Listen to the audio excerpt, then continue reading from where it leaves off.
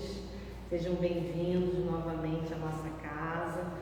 A Fátima, pela primeira vez, seja bem-vinda, acolhida. Se sinta, acolhida aqui na nossa casa. Por isso que a nossa casa se chama Nosso Lar, que você se sinta em casa.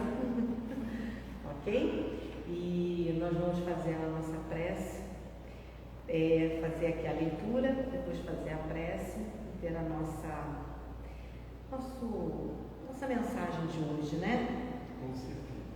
Então, é do livro A Mensagem do Dia, dia 2. Abençoa e segue. Tempestade te cercam, abençoa e segue. Pedradas te ferem, abençoa e segue. Incompreensões te envolvem, abençoa e segue. O bem que fazes é luz afastando as sombras. A humildade que vivencias é escudo aparando as agressões. O amor que espalhas é paz revigorando por dentro. Tudo passa e se transforma para melhor. Em tudo, abençoa e segue, na certeza de que o amor de Deus é bênção constante em nossa vida. Então vamos abençoar, termos gratidão e seguir em frente na nossa caminhada. E assim vamos agradecer a Deus, ao nosso Pai, por estarmos aqui, pela nossa escolha de hoje à noite, estarmos nesta casa, para escutar um pouco mais dos ensinamentos da doutrina espírita. Senhor, nos envolva em todo momento deste estudo, desta palestra, e que neste momento seja envolvido principalmente o nosso palestrante, para que seja intuído pelos nossos benfeitores espirituais, por Jesus, por todos da nossa espiritualidade e principalmente por o nosso Pai, para que Ele possa, sim, transmitir da melhor maneira possível a nossa doutrina espírita. Que assim seja, graças a Deus. Seja bem-vindo mais uma vez, nosso irmão e amigo Monteiro. Boa noite, meus irmãos, minhas irmãs. Que a paz de Jesus esteja conosco sempre, né? É sempre um prazer muito grande estar aqui, essa casa amiga, né? Casa co-irmã, e que nós possamos aí transmitir a mensagem do Evangelho, que é tão importante na nossa vida, né? Que hoje a gente vai falar sobre o capítulo 2, Meu reino não é deste mundo, nos itens 1 a 3. Então, como todo o capítulo do Evangelho, né? A gente começa sempre com uma parábola, com uma passagem de Jesus, e que ele coloca assim: Pilatos, tendo entrado de novo no palácio e feito vir Jesus à sua presença, pergunta: És o rei dos judeus? Respondeu Jesus: Meu reino não é deste mundo. Se o meu reino fosse deste mundo, a minha gente houvera combatido para impedir que eu caísse nas mãos dos judeus.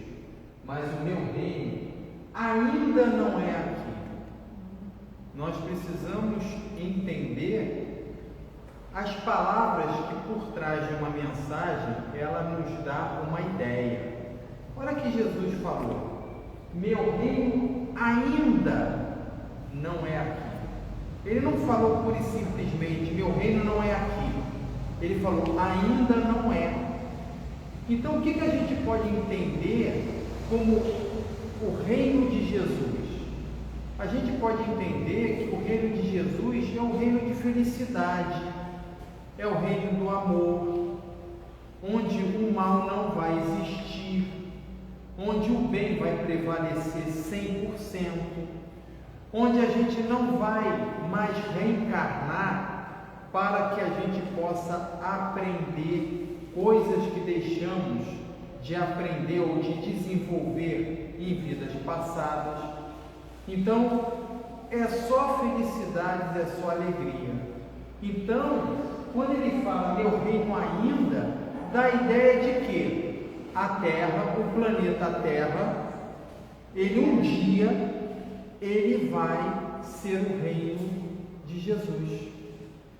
Porque ele não falou, meu reino não é desse mundo, né? Meu reino não é aqui. Ele falou, ainda não é. Então Jesus está falando para nós o que? A vida futura. Que um dia nós vamos ter o planeta Terra como um planeta ditoso. Disse então Pilatos, és, pois, rei? Jesus lhe respondeu, tu dizes, sou rei. Não nasci e não vim a este mundo senão para dar testemunho da verdade. Aquele que pertence à verdade escuta a minha voz. Olha outra mensagem que Jesus coloca. Tu dizes. Jesus não disse que ele não era rei, mas ele falou para Pilatos, tu dizes, porque o reino de Pilatos é totalmente diferente do reino de Jesus. Nós estamos falando de dois tipos de reinado. Pilatos, quando ele fala, vós sois reis, vós sois rei, ele quis dizer que tipo de rei? O rei que vai combater politicamente quem governava Roma. Então era uma outra visão, é o rei material, é o rei do poder, é o rei da cobiça, do dinheiro.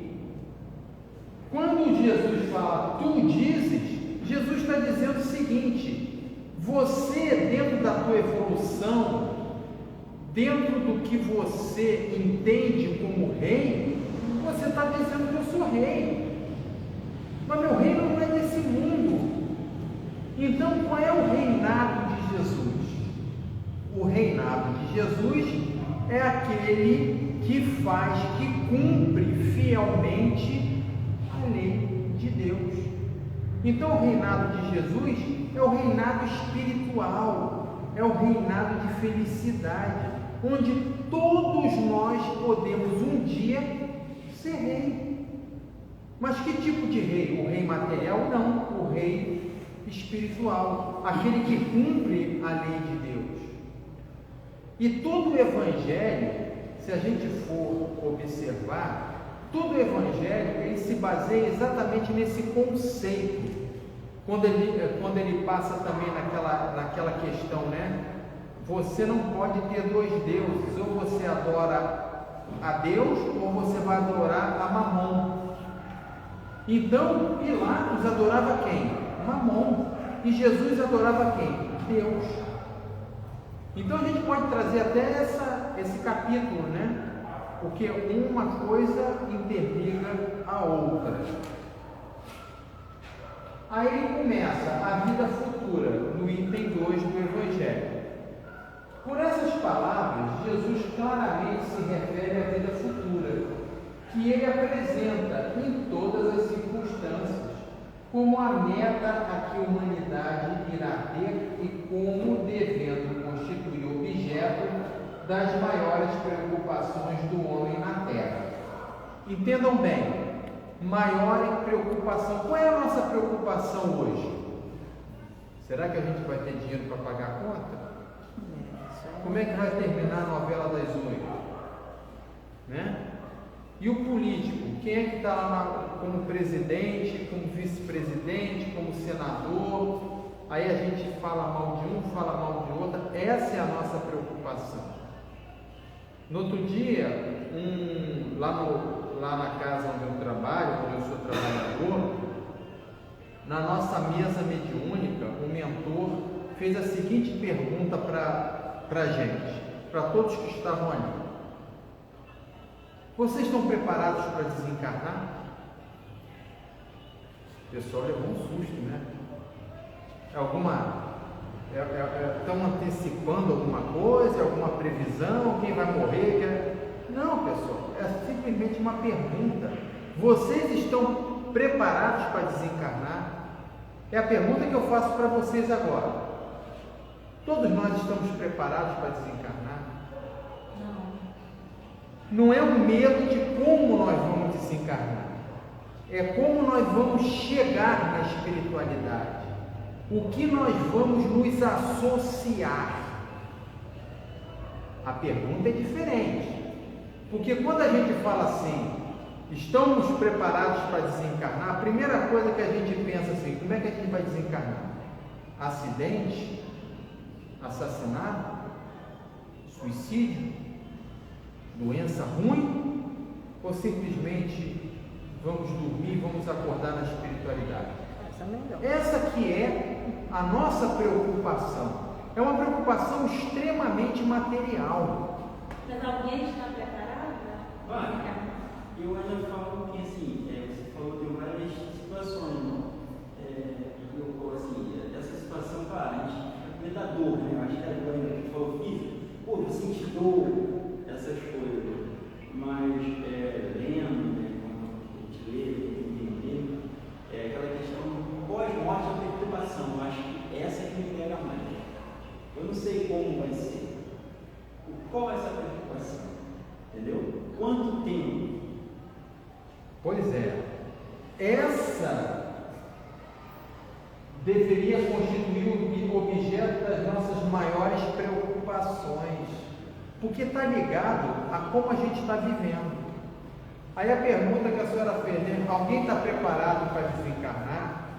Eu posso dizer que muitos irmãos nossos estão preparados, porque eles entendem. Por exemplo, vou dar um exemplo extremo, tá? Só para a gente entender. Chico Xavier estava preparado. E Chico Xavier é um espírito, não é espírito evoluído, porque ele passou por certas situações, mas ele tinha uma consciência, ele tinha um olhar para a vida espiritual totalmente muito à frente do que a gente tem. O próprio Emmanuel, o Emmanuel está reencarnado, né? E ele mesmo falou: orem por mim, porque eu posso falhar. Só que a falha do Emmanuel não é a falha do Wagner, né? É diferente. Mas olha só como é que é difícil chegar na meta. O próprio Emmanuel falando isso, né? Então, entenda, o objeto das nossas preocupações no homem da terra, porque a gente só se preocupa em resolver problemas materiais. E a gente está recebendo a doutrina, a gente assiste uma palestra, a gente de alguma forma conhece o Evangelho, ninguém aqui está totalmente cego das mensagens doutrinárias, mas precisamos refletir sobre a nossa vida, sobre o nosso eu, deixar de olhar para ele ou ela e perceber como nós estamos. O que a doutrina hoje nos proporcionou de caminhada? Será que nós estamos melhores do que há 10 anos atrás ou permanecemos estacionados? Essa é a avaliação que cada um, pelo menos, deveria fazer para começar a pensar na vida futura. E como nós vamos estar daqui a 10 anos. E como nós vamos estar daqui a 10 anos? Aí ele continua: com efeito, sem a vida futura, nenhuma razão de ser teria a maior parte de seus preceitos morais, de onde vem que os que não creem na vida futura, imaginando que ele apenas falava da vida presente, não os compreendem ou os consideram pueris. E vou mais longe: o suicídio está justificado para aquelas pessoas que não conhecem a vida futura. É fácil de entender. Olha, se eu tenho uma vida só, se se eu estou passando um perrengue danado, por que eu vou ficar aqui passando um perrengue se eu posso morrer e deixar de sofrer aqui? É justo, dentro do pensamento que só existe uma vida só, morreu, acabou. Agora, se a gente entender que tudo passa, que é até uma música, estava também falando aí na leitura, né? Tudo passa. Tudo né? passa. Quer dizer, hoje eu estou passando isso, mas depende da minha visão eu passar por isso e eu ser feliz lá na frente. Porque a dor, a gente confunde muito dor com sofrimento. Quem sente dor sofre? Pergunta a vocês. A maioria Sim, opa! Sim. Sim. Depende. Quem falou depende? sofre. Depende. Depende. Por que depende? Porque nem toda dor significa que você vai sofrer por ela. Isso. Nem todo sofrimento ele está contido a dor dele. Às vezes tem pessoas que sofrem por antecipação ou por coisas que ela mesmo cria, e não é a dor. A dor é inevitável. O sofrimento não. É opcional. É opcional. Então, o nome da senhora? Vilma, dona Vilma. Perfeito. Porque o que acontece? A dor, todos nós passamos uma vez que o planeta expiações e provas e nós estamos aqui. Então nós passamos dor de várias maneiras. Uma perda, pode ser uma perda de emprego, pode ser uma perda de um parente, de um amigo, pode ser uma situação financeira, pode ser uma situação amorosa, enfim, podemos enumerar várias situações, uma catástrofe física, um desabamento de um prédio que ocorreu agora, nessa semana. Então, assim, nós vivenciamos dores, porque a gente vive num planeta de expiações e provas. Agora, como eu estou enxergando essa dor, é que vai dar o tom do meu sofrimento ou não. Eu posso, por exemplo, perder um emprego, no dia seguinte eu estou com um jornal de 4 braços, hoje em dia não é mais jornal, né? Hoje em dia com a internet, com o celular, com tudo, e buscar uma opção de um trabalho, de uma oportunidade.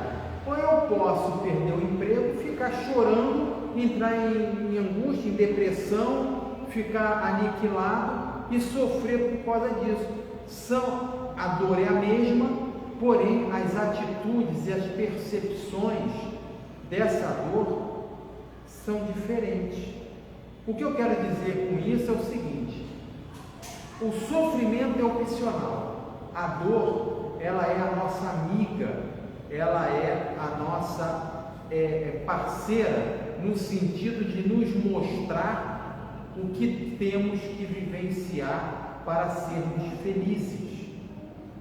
Então não é simplesmente a dor, mas sim como a gente observa ela. Então vamos lá. Esse dogma pode, portanto, ser tido como o eixo do ensino do Cristo, pelo que foi colocado num dos primeiros lugares à frente desta obra. É que ele tem de ser o ponto de mira de todos os homens. Só ele justifica as anomalias da vida terrena e se mostra de acordo com a justiça de Deus.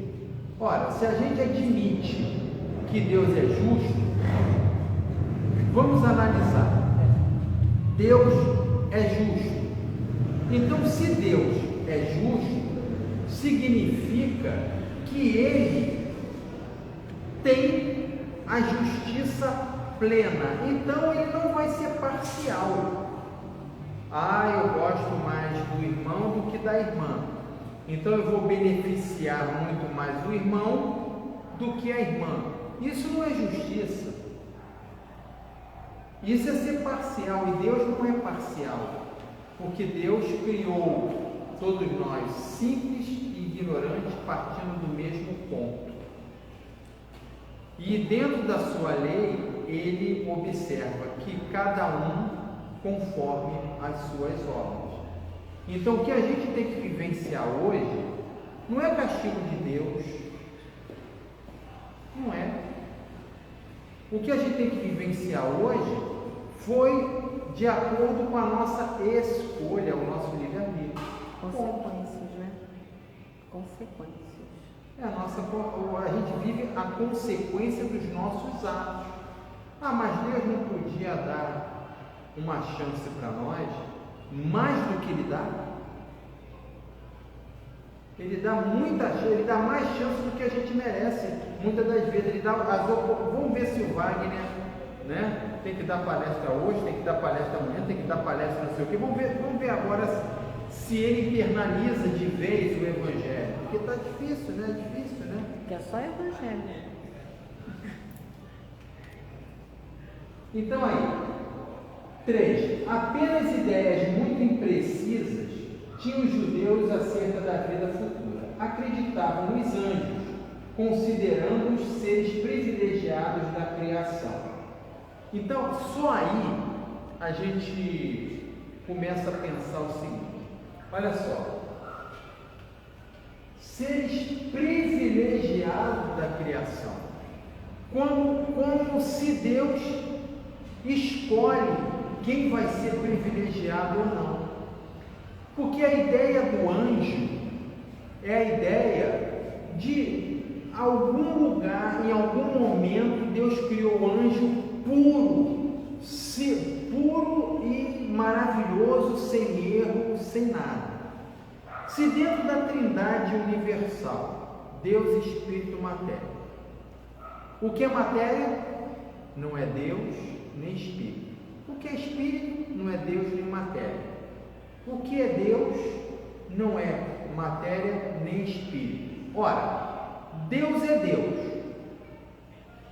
Se o anjo a gente entende que também é um espírito, e se Deus, dentro da sua lei, criou todos os espíritos simples e ignorantes para chegar à plenitude mediante aos seus esforços e seus méritos, mérito de cada espírito,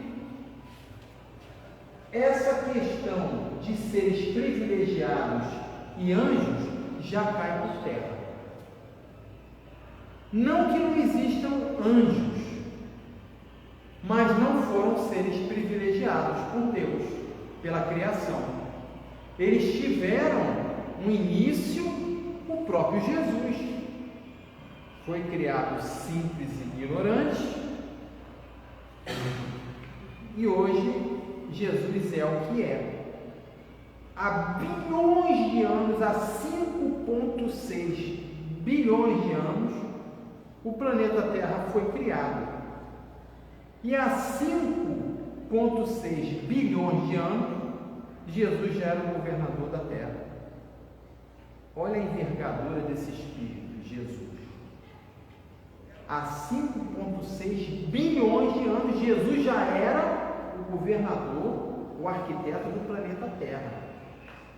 Então, é praticamente impossível a gente se colocar na envergadura do Mestre Jesus. Espírito este que a gente ainda não colocou ele como a gente está hoje aqui. Ele ainda é crucificado, até hoje, né? Olha para Jesus, o pessoal chora, Jesus na cruz. Jesus, a cruz foi simplesmente uma ferramenta de trabalho do próprio Mestre, para mostrar ali o quanto ele era desprendido das coisas materiais, né? Moisés não pudera dizer mais do que isso a um povo pastor. Aí você fala na criação. Oi? Você fala assim, seres privilegiados da Isso, a criação. Não sabiam, porém, que os homens podem um dia tornar-se anjos e partilhar da felicidade destes. Segundo eles, a observância da lei de Deus era recompensada com os bens terrenos, com a supremacia da nação a que pertenciam, com vitória sobre seus inimigos. As calamidades públicas e as derrotas eram o castigo da desobediência àquelas leis. Então vamos perceber uma outra situação. É uma questão puramente material. Vamos entender o seguinte: tudo tem seu tempo. Na época de Jesus, qual era o conceito de Deus? Na época de Jesus, o que aquele povo tinha dentro do seu conhecimento sobre Deus? Era a ideia trazida de quem? Moisés. Então, até então, era a lei que se confundia e que se confunde até hoje, que a lei de Moisés é a mesma coisa que a lei de Deus. São coisas totalmente diferentes. Primeiro que a lei de Deus é imutável, a lei de Moisés mudou. Mas por que então se colocou, o próprio Moisés colocou as suas leis como lei de Deus? Para poder ter autoridade perante aquele povo. Porque aquele povo era um povo muito ainda arcaico, a nível de conhecimento da parte espiritual. Então ele tinha que ter essa manobra didática, vamos colocar o Moisés como professor, né? Essa ferramenta didática que ele utilizou para convencer o povo que ele tinha que cumprir certos preceitos, certas leis. E aí, se falando com Moisés, ele coloca que Moisés não pudera dizer mais do que isso a um povo pastor ignorante, que precisava ser tocado antes de tudo pelas coisas desse mundo. Mais tarde, Jesus lhe revelou que há outro mundo onde a justiça de Deus segue seu curso. É esse o mundo que ele promete aos que cumprem os mandamentos de Deus, e aonde os bons acharão sua recompensa. Aí o seu reino, lá é que ele se encontra na sua glória e para onde voltaria quando deixasse a terra.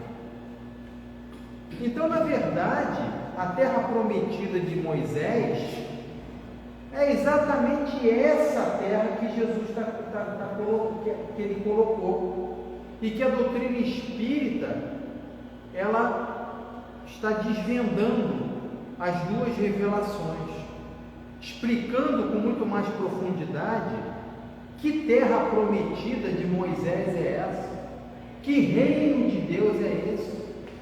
O reino de Deus está dentro de nós. Vamos procurar Deus aonde? Lá? Não.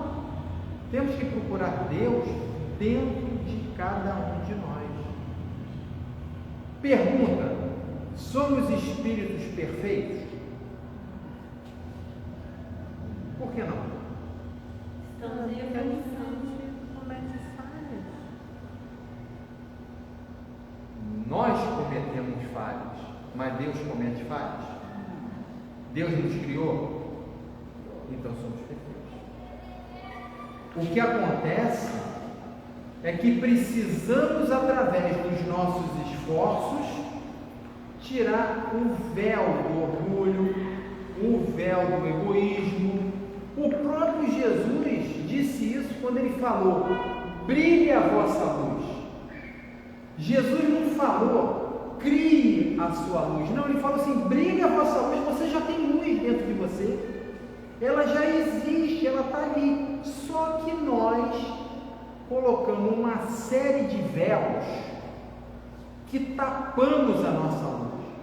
E o perispírito, que é o elemento agregador entre o espírito e o corpo físico, ele une esses dois elementos. Ele, através da modificação mental do espírito, um dos atributos do perispírito é ele se iluminar. Por isso que os espíritos de luz, eles aparecem brilhantes. Por quê? Porque a densidade perispiritual, o peso do perispírito, ele se torna cada vez mais sutil, mais leve, a ponto de brilhar o quê? Brilhar a nossa luz. Então é isso que Jesus quis dizer: brilhe a vossa luz, quer dizer, se desenvolva, cresça, evolua moralmente e coloque aquilo que você já é, ou seja, vós sois deuses, podereis fazer que tudo que eu faço e até mais. Basta ter fé, basta se esforçar. É esse o recado do Evangelho. Contudo, então, quando Jesus coloca que nós devemos perdoar os nossos inimigos, ele não está dizendo para você convidar o teu inimigo mortal para sua casa para comer um bolinho e tomar um cafezinho com você. Não é isso que ele está dizendo. O que ele está dizendo é o seguinte: se alguém lhe faça o mal, não deseje por vingança o mal para essa pessoa, não devolva o mal para essa pessoa, ore por ela, abra seu coração para que ela receba a bênção de Deus, porque se você errou, é problema seu, se ela errou, é problema dela. Ah, mas eu errei porque ela errou. Uma coisa não tem nada a ver com a outra. Se esse erro daquela pessoa ainda provocou em você a vingança, é porque você precisa se modificar, não a pessoa. Senão, qual seria o exemplo que Jesus iria dar? Pai, perdoai-vos, eles não sabem o que fazem. Foi aquilo que Emmanuel falou para Chico, né? Ah, Chico, você está apenas na revista Cruzeiro, numa revista de fofoca. Cristo foi humilhado e crucificado. Qual é a diferença? A gente se ofende porque alguém me chamou de feio. Cristo sofreu muito mais do que eu e ainda pediu a Deus para perdoar todos aqueles que o crucificaram. Porque Cristo sofreu, gente. Sofreu fisicamente, não moralmente. Porque não foi só aquelas estações de cruz, aí foi lá e botaram um prego no pé. Não, durante a crucificação enfiaram espada nele, cortaram ele, lanharam ele, deram chicotada com ponta de lâmina. Jesus sofreu demais. Aquele filme do Mel Gibson, eu acho que foi até o Papa na época que falou, foi 10% que Jesus mostrou no filme ali. Jesus sofreu mais do que eu falei, pô, sofreu mais do que aquilo? Sofreu. E ele ainda olha para o Pai e fala assim: Pai, perdoai, porque eles não sabem o que fazem. Gente, é muita evolução. É muita evolução.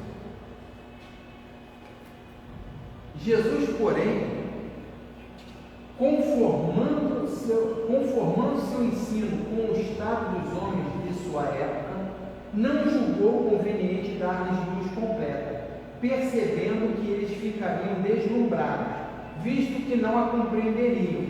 Limitou-se a, de certo modo, apresentar a vida futura apenas como um princípio, como uma lei da natureza, e cuja ação ninguém pode fugir.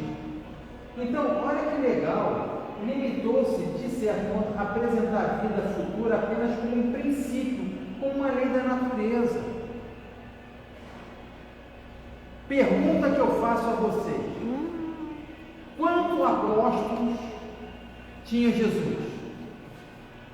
Quantos apóstolos? Quantos apóstolos? 12. 12 apóstolos. Tinha alguma mulher? Não. Por quê?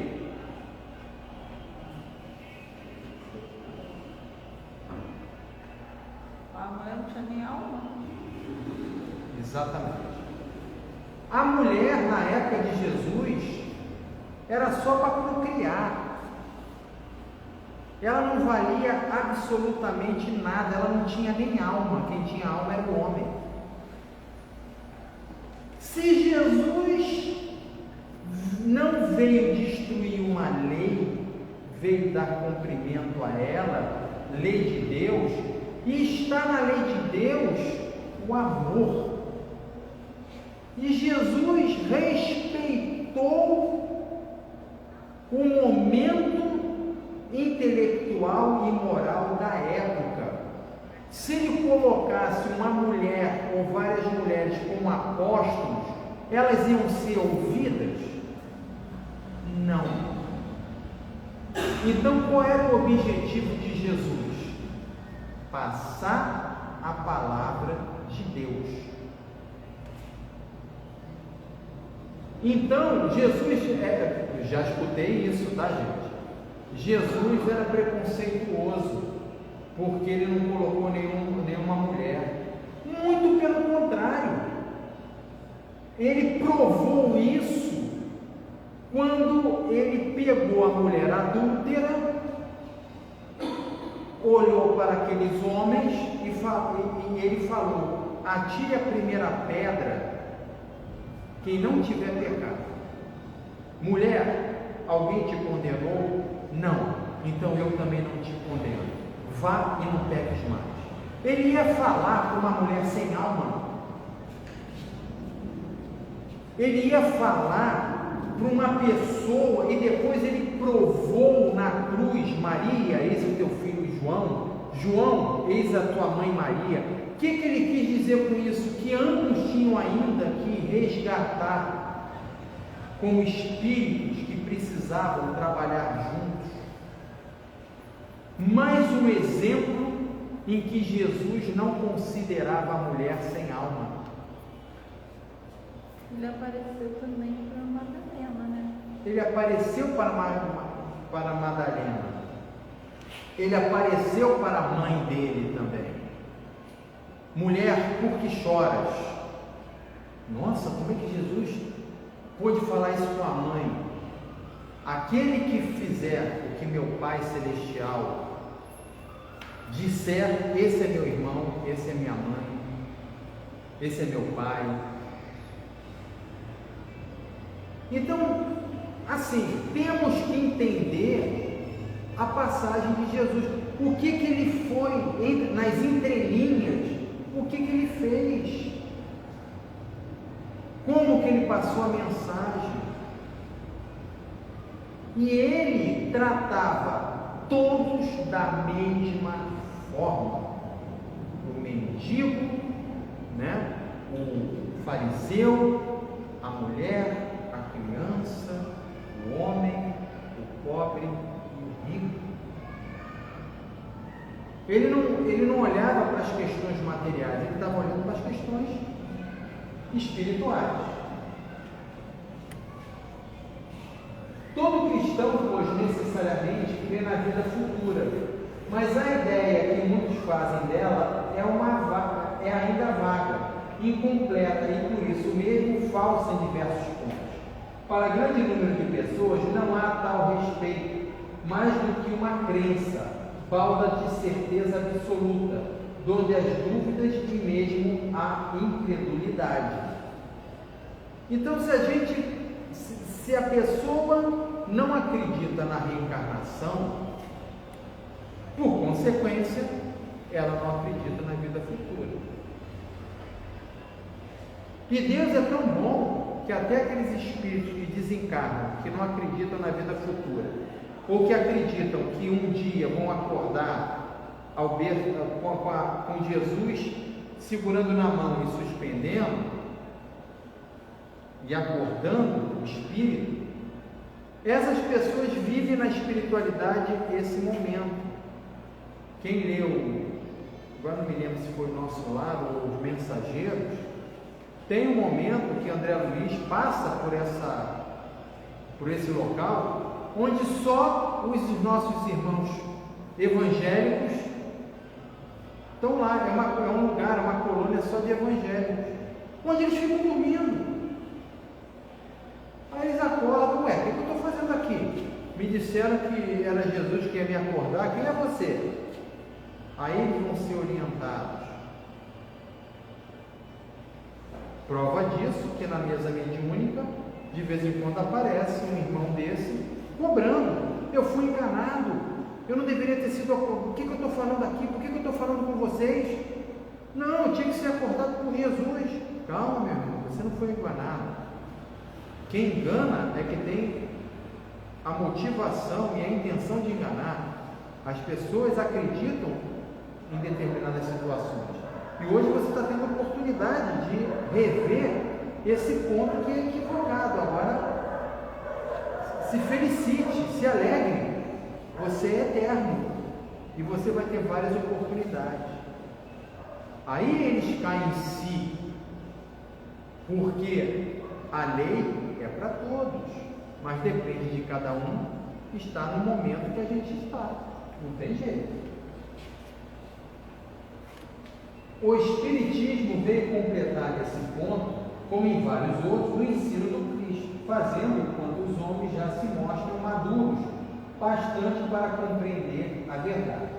Com o Espiritismo, a vida futura deixa de ser simples artigo de fé, mera hipótese, torna-se uma realidade material que os fatos demonstram, porquanto são testemunhas oculares os que a descrevem nas suas fases todas e em todas as suas peripécias, e de tal sorte que, além de impossibilitarem qualquer dúvida a esse propósito, facultam a mais vulgar inteligência a possibilidade de imaginá-la sob o seu verdadeiro aspecto, como toda a gente imagina um país cuja pormenorizada descrição leia.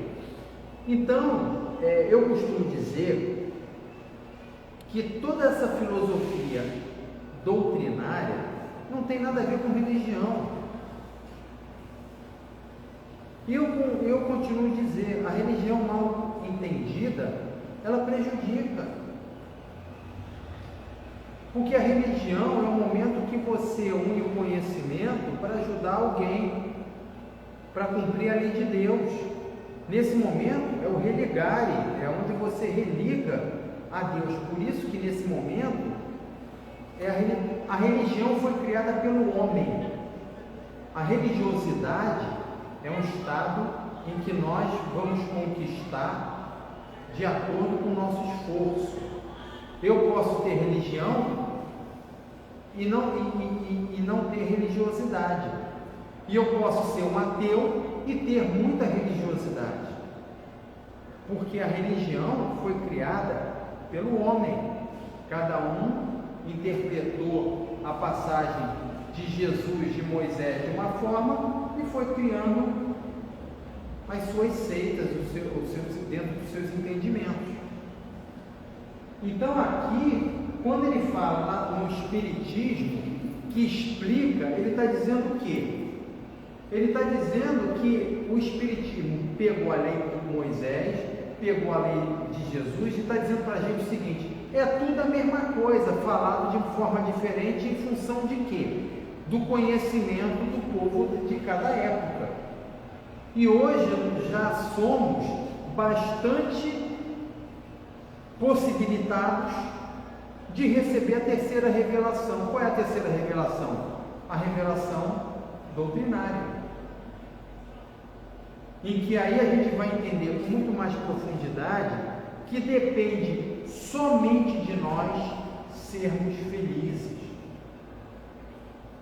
Por isso que, equivocadamente, tem muitos irmãos espíritas que falam o seguinte: eu oro tanto, mas não acontece nada na minha vida. Acontece. No momento não está acontecendo nada. Isso faz parte do acontecer. Porque o que eu peço, será que é importante naquele momento para mim? Será que Deus, ao não me proporcionar aquilo que equivocadamente eu estou pedindo, Ele está evitando que eu caia em desgraça mais uma vez? Então, a gente pede de acordo com o nosso entendimento. E certamente esse entendimento é muito pequenininho. A gente não sabe a extensão da nossa dívida. A gente não sabe o quanto a gente precisa desenvolver para poder pedir ou receber aquilo que a gente está pedindo. Tem uma história que eu acho que eu até já contei aqui, mas para quem está vendo pela primeira vez, uma mãe foi lá no Chico Xavier pedir a cura do filho. Ele é autista de alto grau. Aí, quando ela estava lá pedindo isso ao Chico, o médium recebeu esse irmão, um irmão, e esse irmão falou para a mãe: a senhora quer a cura do seu filho? Quero, ele está sofrendo muito. A senhora tem certeza que a senhora quer a cura do seu filho? Quero sim, eu sou mãe. Ah, é? Esse filho que a senhora está cuidando com muito amor, com muito carinho, ele tem uma dívida com a senhora de vidas passadas muito grande. Se ele viesse normal, não ia dar certo, porque ele poderia lhe agredir, poderia até levar a senhora a óbito, pelo ódio que ele carrega no coração ainda. Então ele precisou vir desse jeito para tolir a sua inteligência e os seus movimentos, para poder estar como filho junto da senhora, que vocês dois, em vidas passadas, não foram boas coisas, mas precisavam estar na vida presente para vivenciar o amor de Jesus. Pergunto novamente: a senhora tem certeza que a senhora quer a cura do seu filho? Ela parou. Não, deixa como ele está, que eu acho que é a melhor solução. Agora a senhora respondeu o que é a cura do seu filho. Então, a gente olha porque a gente está vivenciando hoje com uma visão muito curta. E a gente sabe que tudo que a gente está passando hoje é para o nosso bem e é fruto, é consequência dos nossos atos do passado. E que pedimos na espiritualidade como planejamento do gênero da prova, para que a gente pudesse vivenciar ou nos testar se nós já demos um passo de qualidade na nossa evolução moral. Então é por isso que a gente vivencia hoje, nós temos os problemas que nós estamos passando. Então vamos refletir um pouco sobre isso. Ora, a descrição da vida futura é tão circunstancialmente feita. Oi? Falei para ela que eu refleti. Jogando futebol, tive um problema de parede. Passado um tempo, não pude mais jogar. E eu era muito intenso. E num dia, um amigo meu infarta no campo, no outro dia, o outro infarta no campo. Eu falei, cara, acho que eu seria o próximo. Você entendeu por que ele teve que parar de jogar futebol? Sim, para ter mais um tempo de vida. Olha, a descrição da vida futura é tão circunstancialmente feita, são tão racionais as condições, ditosas ou infortunadas, da existência dos que lá se encontram, quais eles próprios pintam, que cada um aqui, a seu mau grado, reconhece e declara a si mesmo que não pode ser de outra forma, porquanto, assim sendo, patente fica a verdadeira justiça de Deus. Então, a vida futura está dentro da lei de Deus. Se eu estou vivenciando hoje uma situação, eu tenho que ter paciência, coisa que, graças a Deus, hoje em dia a gente já tem, muita paciência. Ninguém perde paciência hoje em dia, graças a Deus, principalmente nós que somos espíritas, conhecedores da doutrina. Isso passa quilômetros, de anos-luz na frente, né? A gente, graças a Deus, conquistamos a nossa paciência, graças a Deus. Então, a paciência, e outra coisa que é muito importante, hoje a gente estava falando sobre o atendimento fraterno, né? Quantas pessoas entram na casa espírita com ansiedade? Não precisa ser psicólogo para entender o que é ansiedade. Vocês sabem o que é ansiedade dentro do estudo doutrinário? Ansiedade é aquela pessoa que só olha para o futuro e esquece do presente. Eu estou nervoso. Por quê? Porque eu quero passar no vestibular. O vestibular é no final do ano. Eu já estou sofrendo agora. Não vou passar não, porque eu não consigo aprender nada.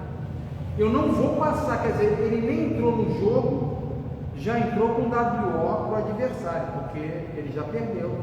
Ele já está assumindo que perdeu.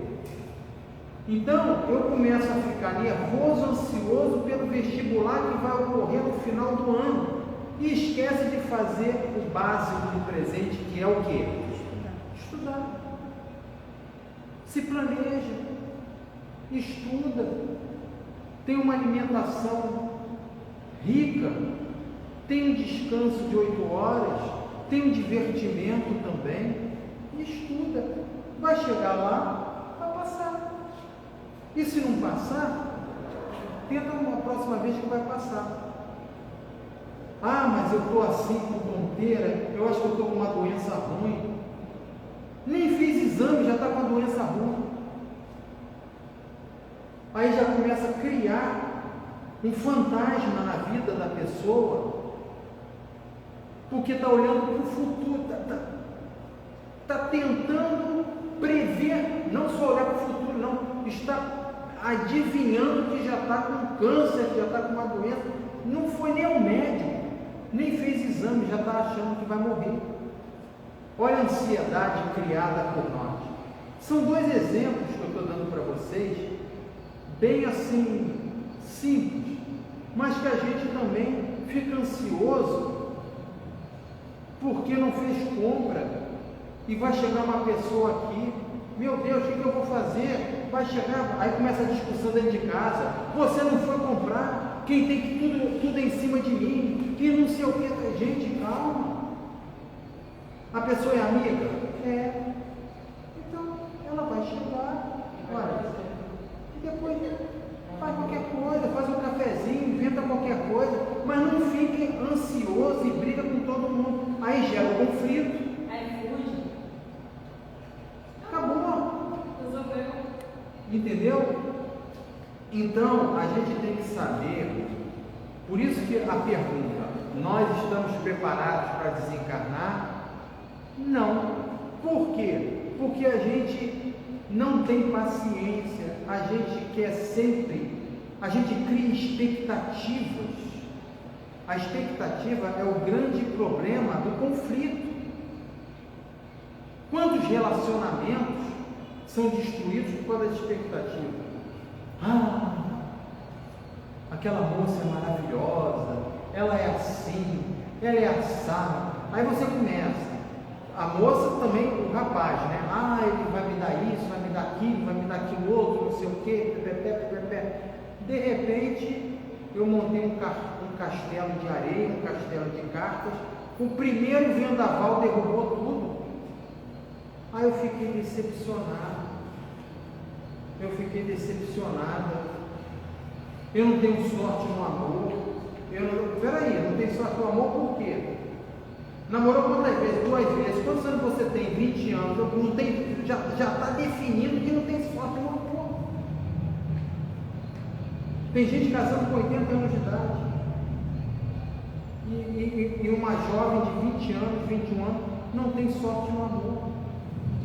Porque ela vivenciou 2 ou 3 experiências totalmente equivocadas que ela mesma provocou pela sua própria o quê? Ansiedade e expectativa. Para a coisa dar certo, vamos nos analisar. Ah, mas tem que ter fé. Não é só ter fé. Tenha fé em Jesus e não estuda para ver se passa no vestibular. Não vai passar. A gente tem que fazer o quê? A nossa parte.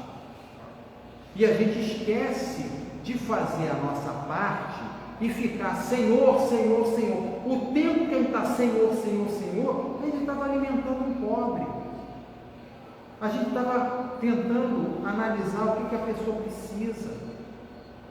A gente estava fazendo as nossas reflexões. Será que eu estou sendo um homem de bem, um homem bom? Então, meus irmãos, bonitinho, né? Então, meus irmãos, o que eu gostaria, até passei um pouquinho da hora, você me perdoe, mas assim, pela necessidade mesmo do estudo. Nisso tudo que a gente está falando, vamos começar pelo simples, que para nós é muito complicado, mas para Jesus é muito simples. Vamos nos avaliar diariamente. O que nós fizemos durante o dia, se nós prejudicamos alguém, né? Se a gente pode melhorar, se a gente pode manter o que está bom, e o que a gente pode fazer para nós. Esquece o outro, para nós, nesse sentido. Porque o outro é consequência, muitas das vezes, dos nossos atos, nessa ou na outra vida. Como Joana de Anjos falou, nós somos responsáveis pelos pensamentos que geramos nas pessoas. Equivocados ou não, nós geramos em algum momento e precisamos vigiar 24 horas os nossos atos e os nossos pensamentos. Que Jesus nos abençoe e mais uma vez obrigado aí pela paciência de vocês. Obrigada, Wagner.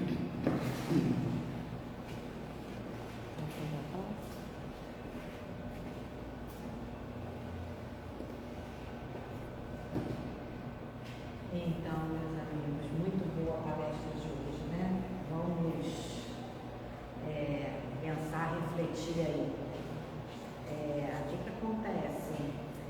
Vamos lembrar sempre para as pessoas, né, que estão aqui pela primeira vez ou que vêm menos vezes. Toda terça-feira, às 2h30 da tarde, nós temos palestra. Terças-feiras, às 7h30 da noite. Quinta-feira, às 19h30, nós temos um estudo do Evangelho e às vezes até um estudo com uma palestra também.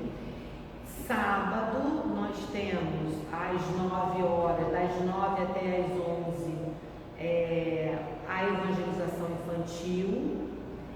De 11h30 até ao meio-dia, nós temos um estudo do Livro dos Espíritos, e estamos no início do estudo, ainda está na introdução, então quem quiser participar.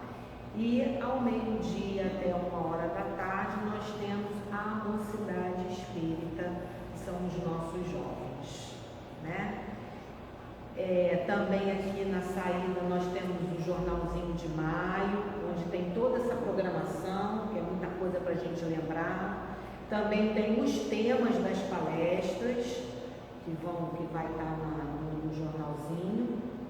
E temos um grupo de WhatsApp, se alguém quiser participar, que também tem muitas informações. E aí a gente vai fazer a nossa prece. Depois da nossa prece, nós temos o passe. Quem não quiser receber o passe, não tem o cidade, é só chegar para o trabalhador e falar que não quer. Após o passe, nós temos a água fluidificada, o jornalzinho, quem quiser, e quem quiser fazer algum atendimento fraterno, nós estamos também aqui à disposição, tá bom? Então vamos agradecer ao Pai por mais esta noite de terça-feira, que recebemos tanta energia positiva, ficamos envolvidos com a energia de Deus, recebendo além dessa energia instruções, ensinamentos, para que possamos levar para o nosso dia a dia, para a nossa semana, levar essa energia para a nossa casa, para o nosso trabalho, para a nossa vizinhança, para todos aqueles que chegarem perto de nós, temos essas vibrações positivas para receber. Obrigada, Pai, nos acompanhe sempre, que assim seja, graças a Deus.